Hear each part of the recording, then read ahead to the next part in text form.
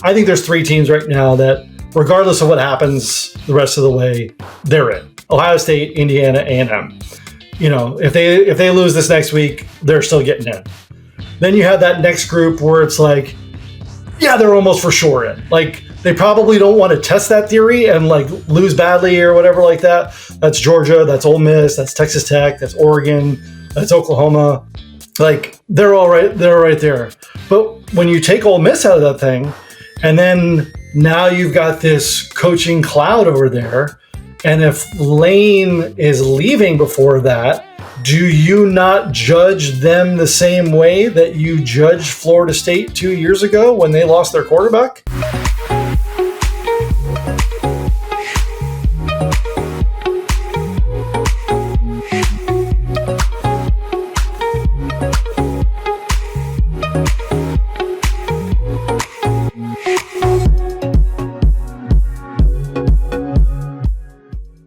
Welcome back, or welcome to Why Option. I'm your host, Yogi Roth. I am joined today by Jim Thornby, as always. All of our guests, all of our conversations here at Why Option, presented by our founding sponsor, 76, keeping you on the go, go, go so you never miss a beat. We are in the final week of the season, Jim. The final week of the regular season, which is like a season in and of itself. And then we have this whole other season, which sounds like will be hiring season. Then a whole other season, which is signing day for like a second. And then we have this other season called the CFP, which is really fun. But we had to connect here in the final week of the season and just go to town. This episode will be all things college football. News, opinions, insight, predictions, projections, rumor mill.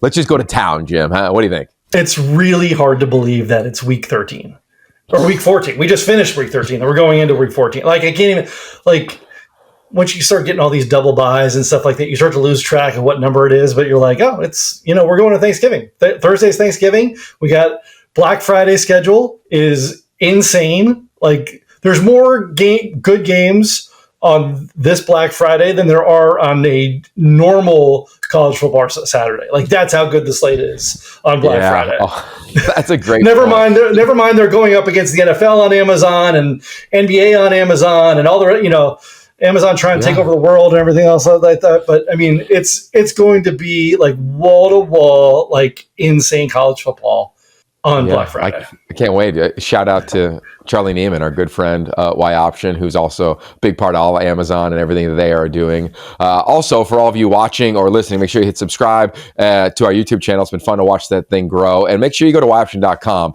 We are about to go to town here. This is my final game, calling it this weekend. I'm doing one of those Black Friday games. I don't know if I've ever done one before. Like, I'm trying to rack my brain. Like, maybe we had one funky one back in the day. But we've got the Old Oaken Bucket on NBC Friday night. That'll be fun. Indiana, presumably the number 2 team in the country because they didn't play this past weekend, up against Purdue in a rivalry game where Indiana rolled last year. That's the open. We're going to talk about the rivalry, Jim, and then we'll talk about Fernando Mendoza potentially, adding some points to his Heisman campaign, which, of course, would probably be finalized if he and Julian Sain go up against each other in the Big Ten title game. But that brings us to the news that has just come across our desk. We are recording this on Sunday night. It's our first Sunday pod of the season. Whenever you listen to this, and Justin Wilcox was just fired. I'm curious, Jim, how you heard the news and your take on that news from one of our favorites. I got a push alert on my phone. I think it was Pete Thamel that broke the story at first, or at least that was the first alert that I got on my phone. I was just like, oh, wow. I mean, here's what I'll say. I can't say that I'm surprised. Losing to Stanford the way they did, not great. You look at what, it's funny. There's two real different thought buckets going through here. You look at, this has been 9 seasons at Cal, 48 and 55 overall. He has 2 seasons with 7 or more wins. That was 2018 and 2019. So we're far removed from that. They got a losing record the last 5 years. They were 6-5 right now. They've got SMU coming up.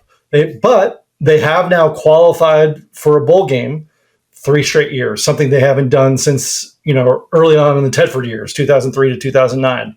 They had won the Axe the previous 4 years. So in that realm, like they've been doing well. They had just upset Louisville on the road the week before this, in one of those true Cal games. Every year there's that one game where you're just like, oh, there you go. And then you'll also have that other one on the other side of it where it's just like, that's totally Cal. Yeah, exactly. Is that, or either that or where you have the one exciting game last year where it's Miami, where you're like, oh my God, they're kicking Miami's butt. College game day was there in the morning, and then all things implode. I mean, never a dull moment in Berkeley, both on the field, off the field, walking around campus. I'm 20 minutes from campus here, but I can see both sides of it. In some ways, I'm actually kind of happy for Justin in that I think it was probably time for him for a reset to go hopefully move on to another job. Like, I don't know if it had gotten as far as it could go with him and Cal and what that program is and where he has and stuff like that. That's not a indictment on him or really an indictment on the program. I just don't know if it's like I think both of them need a fresh start. They've obviously had issues with the portal of late. You look at last year's team, they lost Fernando to Indiana. They lost Jaden Ott to Oklahoma, even though that didn't really work out for Jaden Ott this year. They lost Jack Endries to Texas, who has played pretty well. But that also opened up an opportunity for them to bring in Jaron Sagapolutele, who has been one of the top freshman quarterbacks in the country. Sometimes hit or miss, but when he hits, oh man, he hits. And he had said in recent memory that he was planning on coming back to Cal next year. Now, what all of this means for that, I'm not sure. But I think in some ways, 9 years at any school this day and age is a long time. So in that way, in that respect, like I said, I am somewhat in a positive light towards Justin of like, okay, now he can move on, go take the next job. And it was only a couple of years ago where he was like, right there for the Oregon job. Yeah. So, I mean, it's just how funny this whole college football world spins. Yeah. Okay. Well said. And I always love how you lay it out, which is always fun to kind of get your brain dump on it because I don't know how you hold it all in there. For sure. Yeah.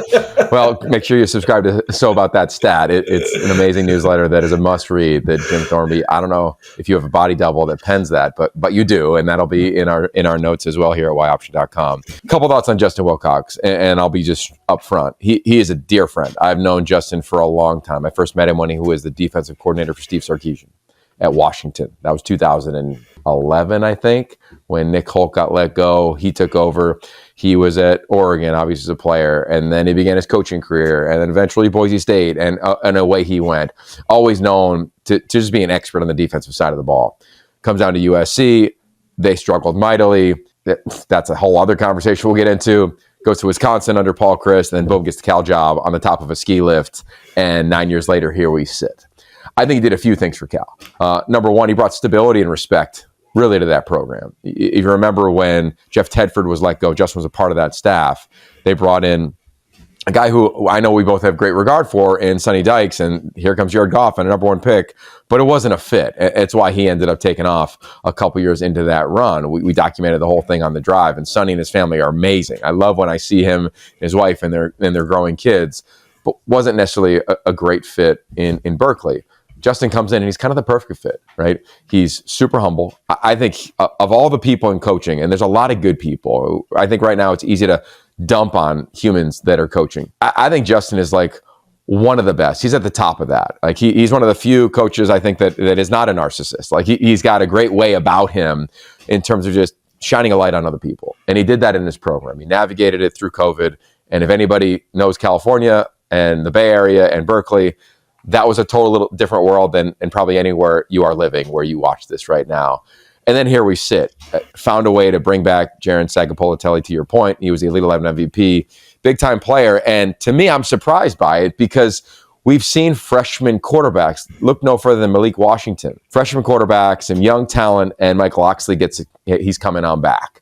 I think there's a world there, especially in the world we sit now, which to me is the most interesting part of this conversation.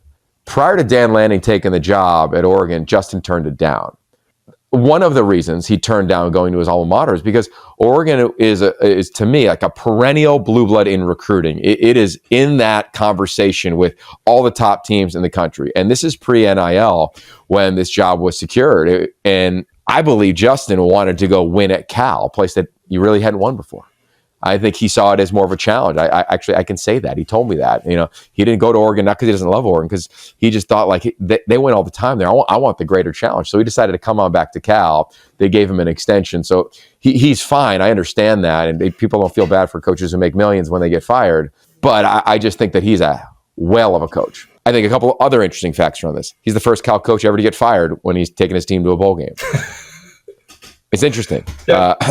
Mariucci, other than Mariucci, who lasted one season. So let's just be fair. I think Cal has fired every coach except Steve Mariucci, who left to go to the 49ers in recent years. So I just think when you look at the context of it, it's interesting. Then you add in where we sit now with Ron Rivera. Ron Rivera is as respected as anybody in sport. He comes in as the GM, and to just layer this, there's a lot of different ways to define general manager. There's fundraising general manager. There is legendary person in a program GM. There is in the weeds. There is negotiating with agents and parents and players. There is overseeing the staff. There is on the same layer as the head coach. There is you fall underneath in the org chart under the head coach. Clearly at Cal, Ron Rivera was at the very top. So he makes this decision, and now where do they go? Well, the only way that college football can make sense is Nick Rolovich, who was ousted at Washington State due to not wanting to take his COVID vaccination, is now at Berkeley, which was like the craziest COVID place in the country, or at least one of them in terms of the strictest, right? And I'm not here to throw any jabs at either one of those communities, but you can't help but smile about that and be like, oh, of course it's happening. I mean, let's go another layer deeper. Definition of ironic. Yeah, so let's go another layer deeper. Nick Rolovich was a premier player at Hawaii. To me, an excellent coach there and coordinator there. He's got great ties to the islands. Jaron Sagapolitelli comes from the island of Hawaii. They're clearly connected in a bunch of ways. No one could argue Jaron's talent. I think if I had to take a quarterback in the country, say build my team, I'd take him. And he and Damon Williams would be in the conversation, at least those two. And not just because we're on the West Coast, but in the country, when you look at the dual threat ability and just the natural arm talent that Jaron has. So what's Cal going to do? Rumored Tosh Lupoy, rumored Rolovich maybe. Like there's a ton of rumors. And here we are hours after making the change. But the reality is for this job and all of these jobs that are yet to be filled, we have signing day in less than 2 weeks. Next Wednesday is when this thing happens. So you've got commits, people trying to take your commits. So there's a lot going on is the point. And let me end with this. And I hope this becomes true for Cal. Wherever you go next, maybe Ron hires himself. Awesome. It'd be great. Like clearly an accomplished head coach. Whatever they decide to do, and I have no clue what they're going to do. It doesn't really matter who you hire because you're going to hire somebody good. It matters how much you pour into the program. Okay, you're going to have to pay your coach, if you want a real one, $6 to $8 million. And then you're going to have to be at full rev share at $20.5 million. We're talking about just being in the conversation, not being elite in the conversation. And then every coach that I have talked to, you're going to need at minimum another 10 to 15 on top of that, million to play with the big dogs in major college football. So that is the first question. I know Ron Rivera will meet with the media and he'll probably have said many things before you even watch and listen to this. But that'll be question number one. What are the resources being poured into this program? And it can't just be planes. And it can't just be meals. It has to be cold, hard cash. And it has to be legal in the NIL community. And a lot of it has to come from your community because that's how you leverage the community of Berkeley, local businesses. Are you going to pay what Jaron is worth? Start there. And then are you going to protect him? And then you're going to have the skill around him. Like, you got a chance here, Cal, is my point. So wherever they go, I hope they bring in somebody who I'm sure has asked that question and knows the answer. Because if you don't have the answer, and if the answer isn't yes, you're not even near a full share in the ACC. You got to travel across the country. You're going to be happy with a bowl every year. And that's the sad truth. And it's the same thing at Stanford. When I'd imagine they would make their decision. They should have the deal done already, in my humble opinion. They've had so much time. Same thing at UCLA. Same thing in all these things, Jim. Like, that's the truth. If you want to know what it takes to win right now, and that's also the irony of Justin. He didn't go to a place that has all of the resources and all of the alignment in the world to stay at a place that doesn't have the resources and clearly has none of the alignment that he's accustomed to, or that at least allows people to be champions. So Ron Rivera has got to now take charge of this thing and make sure there's alignment. Because when there is, Cal can sing. They can roll. I hope they do. I really do. I'm rooting for them. And it's interesting, too, because if you think about it, and especially once you start looking at these open jobs, as we'll see in the next 10 days, 2 weeks, when that final CFP ranking comes out, if you're not in the Big Ten or the SEC, your league is more than likely getting one bid. Now, the Big 12 might get a second bid this year. You know, I know they're hoping. Utah fans are. I know they're coming for you, right? I know they're hoping for a third. I know they're hoping for a third bid, but I mean, we'll get into this later. But like, that's just not realistic unless this weekend is like Armageddon as far as upsets. ACC. I mean, right now there's a not likely, but a very small percentage chance the ACC doesn't get a team in the CFP this year. Like if their champion Pitt Panthers right here. Okay? If their champion is ranked behind both, let's say James Madison, if they win their conference, and whoever wins the American, if they're behind both of those, and Miami somehow hasn't crept up into the top 10 to get one of those at-large bids, they're out. And that will set off that ain't happening. That'll set off bombs everywhere. I can't imagine that the committee would let that happen, really, to be honest with you. But it's not a non-zero possibility of that happening. So when you're looking at these jobs in these other conferences, you have to have that realization that if we want to be in the CFP, we got to win our conference. And otherwise we're playing in a bowl game.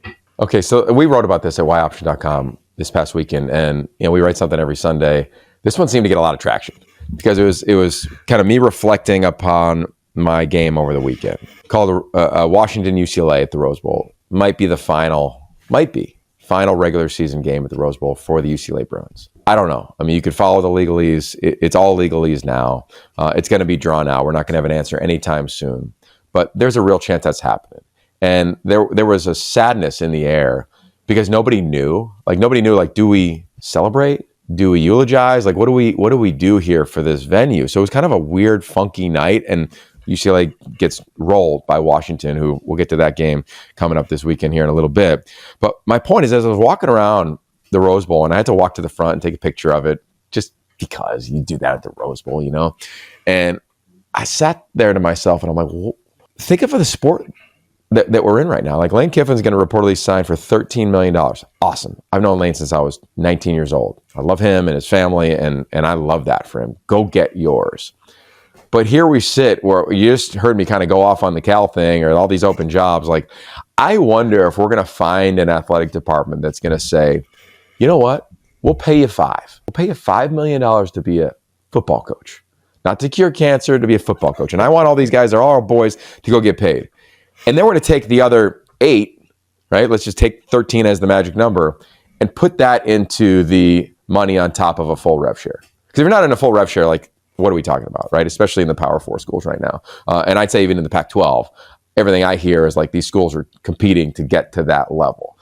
So I just think there's a world where some athletic department's going to say, we're paying so much money to a really good head coach, but it's too much money.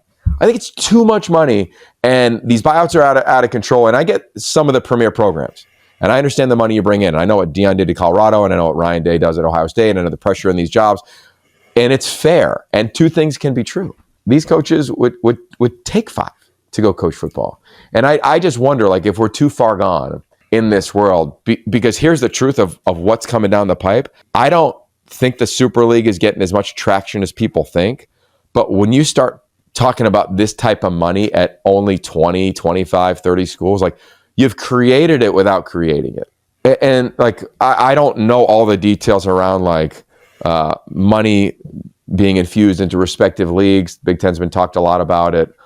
SEC's been whispered about it. But the one positive about all that, Jim, is that it calmed the waters. And that's what I wrote about in the newsletter of you zoom out and the world's not calm. Everything is kind of reflective of that. So I say that when we look at all these other jobs, because they will be filled. This time next week, all of these places will have name their guy. And Lane Kiffin's announcement post Egg Bowl is going to be the domino that impacts all of it. And it's going to impact everything in a way that we cannot predict. So we're seeing athletic departments basically inch their way towards their deals with their respective prospects. And we're also watching the respective prospects wait to sign those deals. What's Penn State going to do? They're going to hire the guy from JMU? Is UCLA going to hire the guy? We're just talking about reports that are out there. I have no detail and don't even want it, honestly, right? Like, I don't even want to be an insider. I don't want to be Bruce or Pete Thamel or our friends that have to do that, honestly. But that's the reality. Is like the amount of leveraging that I think is happening for head coaching jobs now is at a level we may never see again. So with that said, the Cal job is now added to the mix. And it's funny too, because I don't know if you saw the clip from this weekend on game day with Nick Saban talking about the calendar and the whole thing with Lane Kiffin. Now, I felt like it made almost Lane a little bit almost feel like the victim here, that he has to like make this decision. I didn't see it. So it was, but Nick had a point in that the calendar of coaching and everything else and the academics, nothing of it makes sense. Agree. Now, I don't know. I'm not going to pretend that I have the real answer, because you're going to have to really blow things up to do it. But I just, when it comes to Lane and like having to make this decision now before the playoff, for me, like I'm hoping that he stays at Ole Miss. I have no idea what he's going to choose. I see the benefits of going to LSU. I see the benefits of going to Florida. But obviously, Lane way better than I do. I only had a few interactions with him, 15 years ago when he was at SC, before he left that head coaching job. But he seems, from an outside perspective, happier than he's ever been in his life. Now, that could be all sorts of other factors. But just watching him, and like you saw like a couple weeks ago when someone proposed on the field and he like photobombed into the show, like stuff like that, where it's just like he seems like he's having a lot of fun down there. And if he goes to LSU or if he goes to Florida, I don't know if he can still have that same level of fun because of all the insanity that we've seen, no matter who has been the coach the last 10, 15 years at either one of those places that follows those two jobs.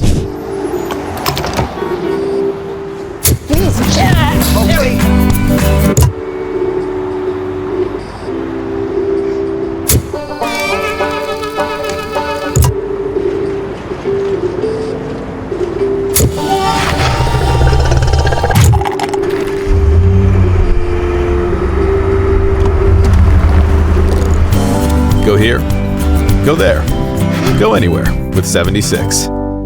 Yeah, it's the question, right? And Ashley Adamson and I, we talk about it all the time of like the goalposts continue to move.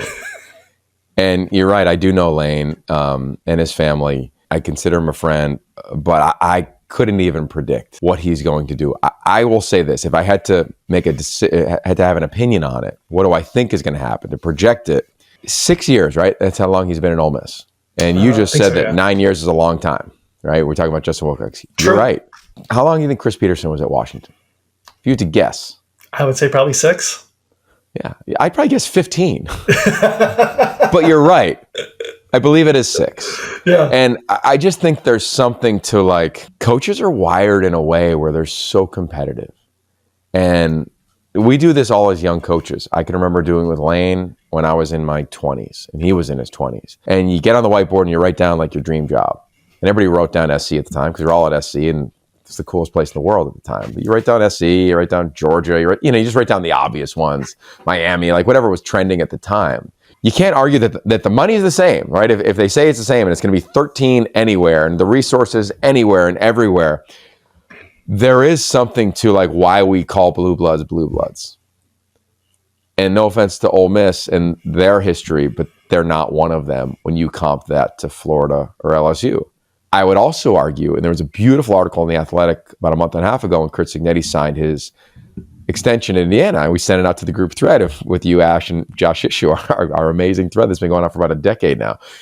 And it was all about like two things can be true. Yeah, you're right. Like Penn State, big time job. Go get that. That's as big of a job as you're going to find in America. And it's okay to be happy. You get paid either way. And I wonder now, like the blue blood thing is a fun conversation, but Indiana, and you might say Vanderbilt, and I might even argue Ole Miss, are kind of saying like, Texas Tech, you got money, you got resources. Arizona State's still in the mix for the Big 12 title game. Utah's still in the mix for a CFP berth, to your earlier point. Like, none of them are historical blue bloods.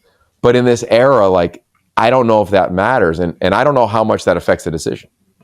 I don't know. So we'll see. I think there's an allure to Death Valley. I think there's an allure to going to Gainesville. I'll be so curious if he goes. Because if he does, it's not only the domino of that other job, but it's the domino of the Ole Miss job. Now you start playing AD, and it's tough. Because I'm with you. What I'd love to see is the opposite of what happened when he was an assistant under Saban at Bama, where he took the job under Pat Chun, AD at UW. What was it, Florida Atlantic? Yeah, with the Owls. And he had to dip out prior to the title game, and Saban kind of nudged him out gently. I would love, if he leaves, to stay and finish the job. Now, the challenge is you're in the same league. You're recruiting the same players. You're probably recruiting some of your own players. Your players there probably aren't going to love it if we just know the landscape of college athletes right now. But you're going to miss out on a once-in-a-CFP opportunity. Ole Miss has never been to the CFP, to my knowledge. No. Were they? I mean, they were a top seed with Dak Prescott a couple times early on, right, with Dan Mullen, but they never finished as a top four. And they clearly weren't there in the expanded playoff last year, and there was a gripe about that. So, well, that's Mississippi State. I mean, Prescott was in Mississippi State, so that was yeah. But to your point, like they're both schools from Mississippi have never really gotten over that hump. And now they get to play each other this week to see who maybe there is that hump. Can you imagine if they lose? I can. And that's the funny thing, because like if you kind of start to spin this forward to like, okay, here's the CFP race. And I kind of broke it down like, all right, I think there's 3 teams right now that regardless of what happens the rest of the way, they're in. Ohio State, Indiana, A&M. If they lose this next week, they're still getting in. Then you have that next group where it's like, yeah, they're almost for sure in. Like, they probably don't want to test that theory and like lose badly or whatever like that. That's Georgia, that's Ole Miss, that's Texas Tech, that's Oregon, that's Oklahoma. Like, they're all right. They're right there. But when you take Ole Miss out of that thing, and then now you've got this coaching cloud over there, and if Lane is leaving before that, do you not judge them the same way that you judged Florida State 2 years ago when they lost their quarterback? Because they're not the same team. I mean, it's not fair to Ole Miss at all to be judged that way, but it's accurate because they're not the same team. They're not the team that has their head coach and in order and everything else like that. So, I mean, that's a good point. That's where things can get really crazy there. Not just if they lose that game, but if he leaves, how do you judge an Ole Miss team that all of a sudden now is without their head coach? Jeez. Yeah. Okay. Great point. I think the other one that's kind of fun for this, and we've asked, it was our friend Bill Hancock back in the day. We've asked many committee members the same question, which is best body of work or best right now at the end of the season. And I think we're going to find some debates. Because part of me, we talked about this in the preseason of like, how fun would it be to see Miami go to Eugene for a playoff game at Autzen? Like, sign me up. I'm going. Covering it. Big Ten Network. Here we go. Notre Dame, Miami. That debate, I think, is going to be a real one. And I'm with you. Notre Dame playing awesome. They just put up 70. I get it. It was Syracuse, and they're down, and Michael Molinari is frustrated. They were up 21-0 without an offensive snap. Yeah, that is about as insane of a start as you can have to a game. Yeah. So, I just think to your earlier point, there's so many, like there's not clarity, which is, I think, great for college football to be really clear. Like, I'm going to call the rivalry in the old Oaken Bucket, and I get Indiana's going to be favored by a ton, but it's going to be fun. And if they lose does Michigan, Ohio State, what happens on Saturday? who plays in the title game. If they lose in the title game, even if they beat Purdue, if they lose in the title game, should they be a top 4 seed? Like that, all of those conversations I think will be so nuanced moving forward. And man, it's gonna be chaos. I mean, think of the Pitt Panthers. They got a chance to go to the ACC championship game. Yeah. Right. Miami obviously needs to win. Like there's so much going on. Like Texas, what a conversation. If they beat A&M, best right now, because they won't go to the SEC title game, it's hard to not argue them based on 4 quarters. But I go back 12 quarters, they're not that. When you comp them to Notre Dame, right, who lost to A&M, right? Or you start to play that game, and we sat in the room many times where you'd be presenting on behalf of our old league in the Pac-12 to the committee, and you're painting your own picture. Like you're just trying to create a narrative for you. So that's what will be happening there. And I also think this, I know that the SEC is talented, but I think they should get docked for the sorry schedule we saw over the weekend. I mean, there were some good games. Texas was a good one. But overall, like, I don't think you get praise for having a bye week. I was not into that. When Oregon had to play SC, now they go play Washington. If they lose to UW, which they might, Washington's going to be at full strength, in my opinion, having called the game over the weekend. Damon, Denzel, Jonah, the big 3. Like, they're going to be loaded. Oregon, the only real passing offense they have seen this year, at least the most intricate, was this past weekend, and USC was able to move the ball a little bit. Jedd Fisch is a heck of a play caller. They think they can run the football a little bit, I'd imagine. If they lose that game, should they be out? They're not playing Mercer this weekend. I love what Dan Lanning said, Chattanooga, whatever. Like, they're not playing anybody like that. So I hope that also becomes a character among the committee. Well, I think it did. Well, I think it will. And like, it was funny, like other than Lanning talking about the schedule, those SEC teams that played this weekend, I felt like they got no oxygen. Like no one was talking about them this week because it was just, oh, they're doing this. So it's hard to really, I know people will complain about this, but it is about what is your momentum at the end of the season. That's why Notre Dame is in this conversation, because they lost those 2 games at the very beginning of the season to 2 teams that are still right there in the thick of things. And then they've pretty much rolled everybody since. Now, their best wins are a USC team that is now probably going to be towards the back half of that top 25 when the poll comes out on Tuesday. And then also an 8-win Navy team, also an 8-win Pitt team. Is it that impressive, or is it just when there is part of, the eye test is part of it? Everybody wants to have this certain criteria of like, well, what is it? What is the criteria? And it's different because you've got a committee of a dozen people, and each of them are looking at things through their own lens, whether they are a former AD, whether they're a former coach, whether it's Ivan Mizell as a former media member. Each one of them brings their own background to this of how they see things. And maybe people will be like, well, it shouldn't be that way. It should be the way, like the computer should decide it. And it was funny because last week you looked at what the old BCS computers would have spit out. Not a whole lot different than what when the committee is putting out there. So there is no right or wrong answer. There is no, oh, well, last year they did this. Well, it's a different committee this year. And it's a different committee next year. They rotate people in, and they rotate, there's some people that stick around because they're 3-year terms. And as those keep churning and churning, the mentality of the oil changes. And they're going to learn stuff from last year. They go, you know what? I didn't like the way that turned out last year. We thought too much about X. So we're going to think more about Y this year. So it's going to be fascinating. I mean, this Tuesday is going to be fascinating just to see how the rankings all spit out there for that. And like, if you're not in the top 10, you're sweating it right now. Yeah. Because there's going to be at least 2 teams that are going to be outside the top 12 that are going to move in, when it's all said and done, two conference champions, if not 3, depending on what happens in the Big 12, if things get really crazy in that conference. How that all shakes out, you need to be in that top 10 to feel comfortable about yourself, or at least look at that top 10 and say, okay, I have a path if this happens and this happens and this happens. Otherwise, like when I'm looking at it right now, I don't know if there really is a path for Texas without Armageddon in front of them.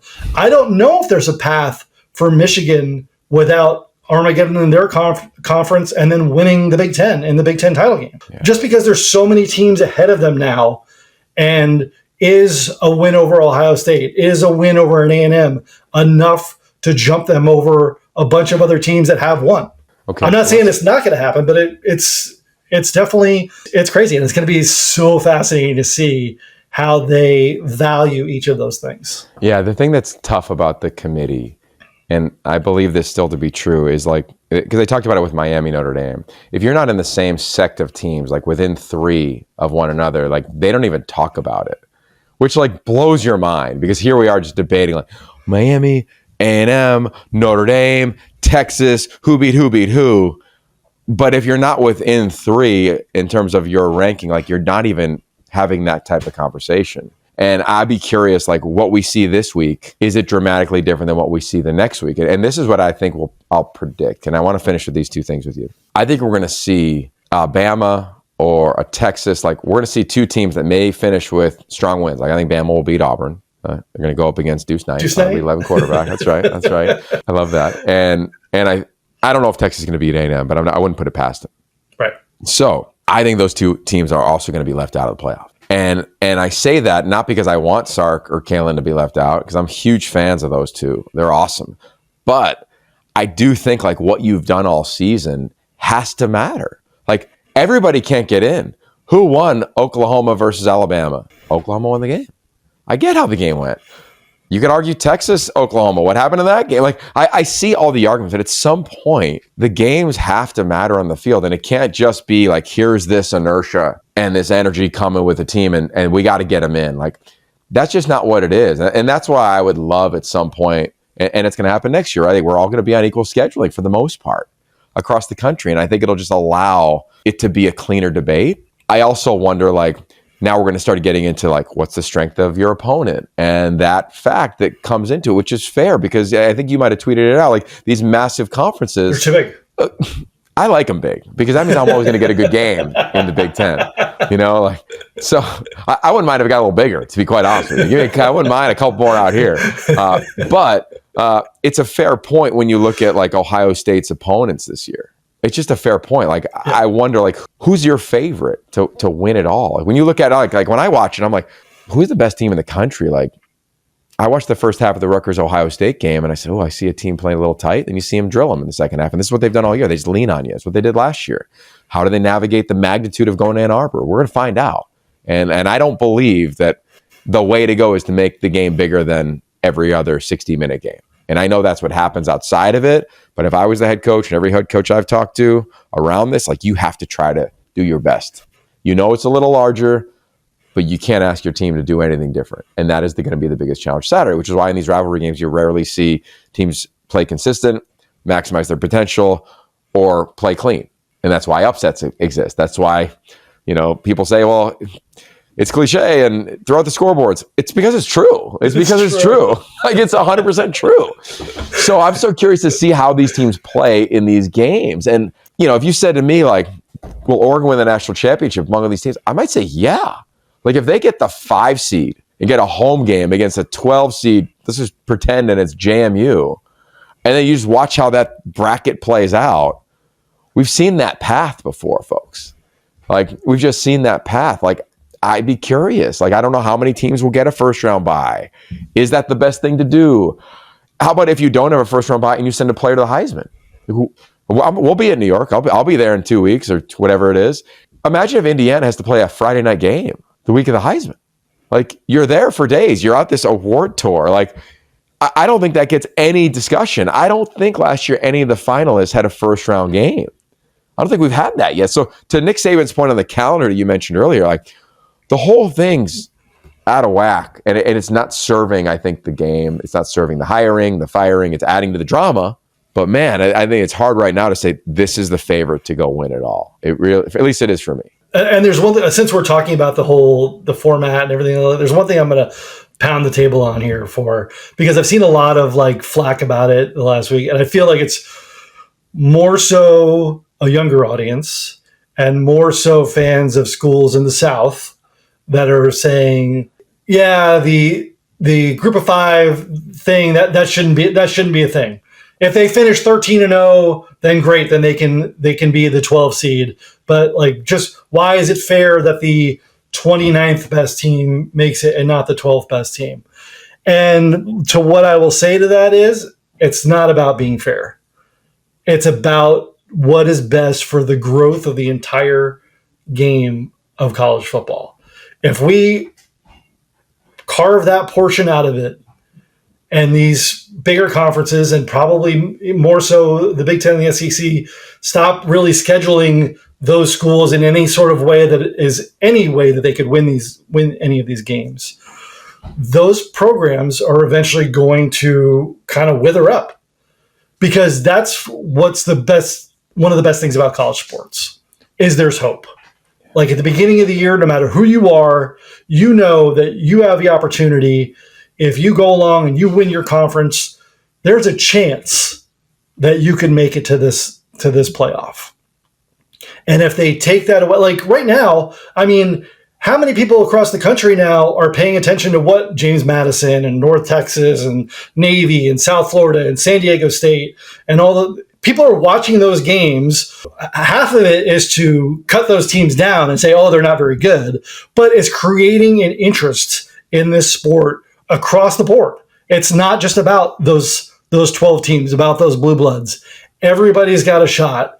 And I think without that, it turns into NFL light, which I think there's people who are for that, but I think that goes against the whole, and obviously I'm sounding like a major traditionalist here, but that goes against the whole idea of what college athletics is about. Yeah. And I think that's the conversation that is being had at a lot of places. Like it's kind of like what the newsletter was that we wrote over the weekend.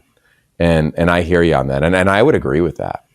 I mean, how many 9, 10, 11, 12 seeds are going to win it in the next 10 years anyway? Or even win one game. I mean, they still got to, all those teams are going to go on the road. We saw what happened with Tennessee last year at Ohio State. Yeah, are we now going to ban Tennessee from the tournament forever? No, of course not. Yeah, it's a good point. I see the argument in both sides, but I also see, like, to your point, the CFP was created to get rid of computers. And then the CFP was expanded to get more people involved, because at the time there were 5 power conferences and 4 slots. Made a ton of sense. And now that's not good enough. So like at some point, like, I get it. We have to accept it.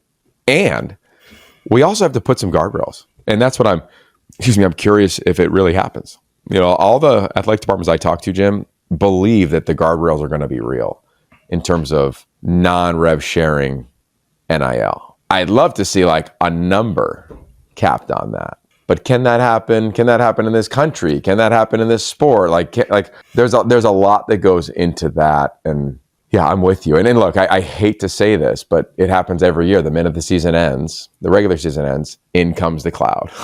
All the just stuff, right? Because Lane's going to maybe take a job, and then his team's going to be in the playoff without a head coach. And then somebody's going to take the Penn State job, and then somebody's going to take the Florida job and leave their job and leave a roster and then bring like the cloud is going to come. And I've always felt that like there's a way to make that entertaining. The NFL does it. So I think there's parts of that league that would be really nice to have in this league. I think a lot of people tried with the transfer portal, like, why does the portal exist when the season goes on? And I agree with Ryan Day on that, of like, why should his team, just because they're good, they get poached? And I understand the point of other coaches being like, well, hey, you're one of the top 4 teams still playing, like, deal with it. Yeah. Let us have ours. Let us poach your roster. I just think that there's not a lot of sensitivities necessarily among the collective for those at the top or those near the bottom. Okay, let's end with this. There's going to be a lot of coaching movement. And there's some big jobs opening. So James Franklin take the Virginia Tech job. Saw them talk about the resources they're going to pour into that thing. Penn State job's still open. I mean, there are some huge jobs that are still available that are massive, right? We're talking about Auburn, LSU, Florida, Arkansas, Penn State. Here in LA, I'm a believer in the thing in LA, and I think you can do it if you do it right and recruit in high school here.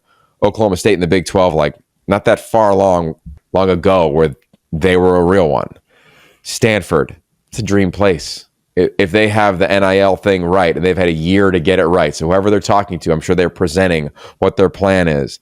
Cal now, and then Oregon State, Colorado State in the Pac-12. Like, whew, like this is, I think it's going to be wild. Because I don't think we're going to see a ton of coaches get these head jobs that are coordinators. I think we're going to see even more chaos than we saw in the year that Kalen DeBoer left late and the domino was set off in college football. I'm curious your take. Don't be the last team. That's my take on that. And I'm sure Brent Brennan would agree. Hey, they're balling right now. He's the coach of the year in the Big 12. They're doing awesome. Like as an alum, I'm so proud. We'll find out Tuesday night whether or not the Territorial couple have both teams ranked. It's an outside chance of that happening. But like that first season for Brent, he had to coach with an arm tied behind his back with what he had to do with that roster. And now when he basically had to say, screw it, I'm doing it my way, and it's worked out. And it's worked out in a big way for him. So, but it is also the cautionary tale of like, don't be that last one because the portal is unkind. That's a t-shirt. The portal is unkind. to those folks. Okay, all right, let's just finish with this. I know this is long, so enjoy it. We're enjoying it. SC went on the road to Oregon. No playoff opportunity for the Trojans. I've been a defender of the Trojans and the foundation being built by Lincoln Riley. It's kind of like he's had two cracks at the job. Year one was awesome. Year two was down. Entered the Big Ten. Last year was foundational. This year, I think they're a healthy Kamari Ramsey away from having another win at Illinois. Remember, he was sick the morning of the game and defense really struggled. They lose late. I think he gets them at least a stop or two. To that point, they lose another one on the road. And we talked about it last week. It was a huge moment within the West Coast and that rivalry. The Ducks get it. They take another step. I'm sure Ducks versus them is going to be incredible this week when it comes out, their documentary series. And then now we have the rivalry this weekend with Oregon and Washington.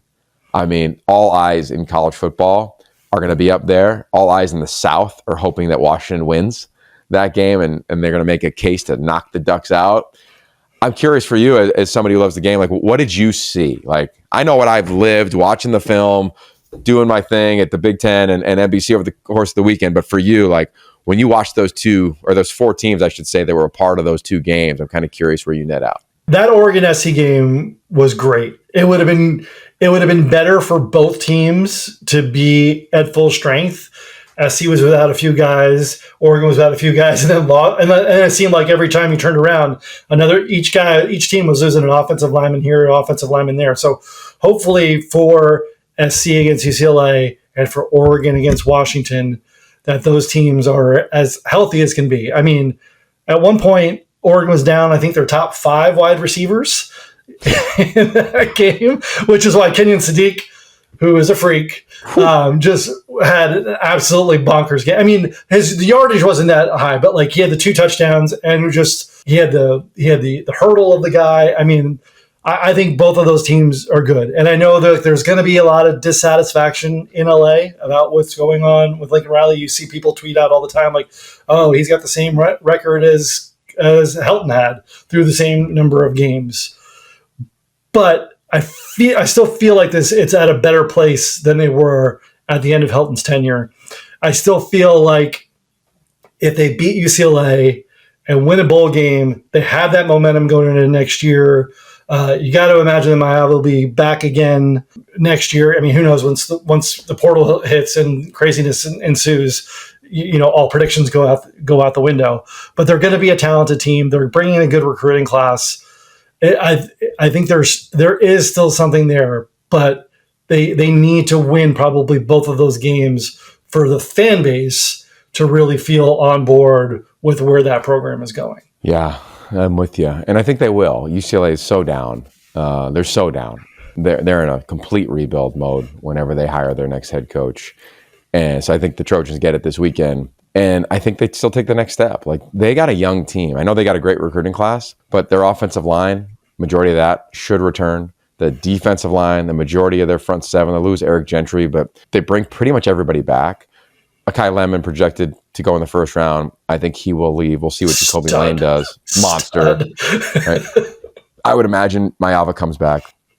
So we'll see. And I think cross down, Nico Imaliava, I would assume he comes back. So we'll see how that thing shakes out. Where does he go? What are they building around him? We talked about the tools around him. So we'll see. my phone is blowing up right now, and I just want to kind of respond to this in real time. And this is a bummer. I just read that Chip Kelly just got let go of the Raiders. Oh, wow. And Chip's a dear friend, and that is a bummer on so many fronts. So with that, we'll learn more about that. We'll see how that thing shakes out. Obviously, the Raiders are struggling. They don't have a ton of talent, in my opinion, really anywhere. They've had a ton of injuries. Everybody watching anything that I do knows how much regard I have for Pete Carroll. He's changed my life when I met him at 19. It still continues to impact it. And it just, you didn't see that. You didn't see that coming. So we'll end with that because I haven't talked to anybody. Obviously, we're seeing that in real time. Maybe he wants to get back into it. Maybe there's a college job, and maybe his name pops up here in the next couple days. With that said, thank you for this community. Jim, it is Thanksgiving week. As always, thankful for how you pour into this thing and thankful for our community here. Can you believe that it's the second season of Y Option that's on the verge of being completed? Yeah, it's crazy. And I mean, it's even crazier to think that it's been 2 years removed since the full Pac-12 in what was the craziest season in Pac-12 history. On a lot of levels, not just on the field, but off the field, obviously, that we lived through every single waking moment of. But, this time next year, we'll be talking about who is the best team in the Pac-12 and can they win the conference and be in the CFP race there. So, I mean, it's the wheels keep moving on this sport. Sometimes it's hard to keep up with everything, even when you just plug in nonstop and just, this phone is like plugged into my vein of like just information nonstop all the time. But yeah, it's just wild. And these next 2 weeks will be wild, and then we'll start the whole thing over again. You ain't lying. Okay, I'm going to get some rest. I got an early game. Happy Thanksgiving to all of you, to Jim, you and your family, and to all of the community here. Thankful for you all. Enjoy your week. Much love. Stay steady. Like Jim said, stay connected to your phone. Who knows what's going to happen? Make sure you're subscribed to Wildest.com. Peace.